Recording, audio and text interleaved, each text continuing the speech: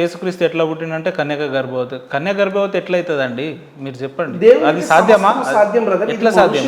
అసాధ్యం. ఇప్పుడు once upon a time మన అందరము కూడా స్త్రీ పురుషుల కలయిక మాత్రమే బిడ్డలకి జన్మనివ్వగలరు అని మనం నమ్మం.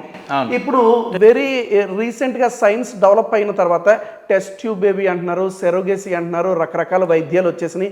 ఇప్పుడు స్త్రీ పురుషులు కలవకుండానే బిడ్డలు పుడతా ఉన్నప్పుడు మానవుడికే ఇంత సాధ్యమైతే మరి దేవునికి కన్యక గర్భాన్ని పుట్టడం ఆయనకి అసాధ్యమని మీరు అనుకుంటున్నారా?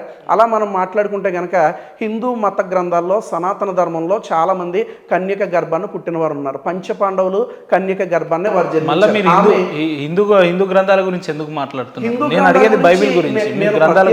నేను ప్రత్యేకంగా మాట్లాడాలని అనుకోవట్లేదు. ఎందుకంటే ప్రతి ఒక్కరికి కూడా అర్థమయ్యేటువంటి ఆ యొక్క బైబిల్ చెప్పాలి. బైబిల్ పుట్టక ముందు నుంచి హిందూ గ్రంథాలు ఉన్నాయి, సంస్కృతి సాంప్రదాయాలు ఉన్నాయి, వేదాలు, ఇతిహాసాలు, పురాణాలు, చరిత్రలు అన్నీ ఉన్నాయి కదా. మళ్ళీ మీద బైబిల్లో ఉన్న లోపాలని మాట్లాడితే బాగుంటుంది. ఇతర మతాల్లో ఉన్నాయి అని మీరు అనుకుంటేనో, ఉన్నాయి అని మరొకరు అనుకుంటేనో ఇది సరైనది కాదు. ఉన్నాయి అని చెప్పి ఆర్కియలాజికల్గా, హిస్టారికల్గా, సైంటిఫిక్గా ఆ గ్రంథాలు ప్రూవ్ అయితే అప్పుడు అవి ముందున్నాయా వెనకున్నాయా, కార్బన్ డేటింగ్ ద్వారా ఆ పరిస్థితులు జరిగాయా, ఆ పరిస్థితులు జరగలేదా, మనము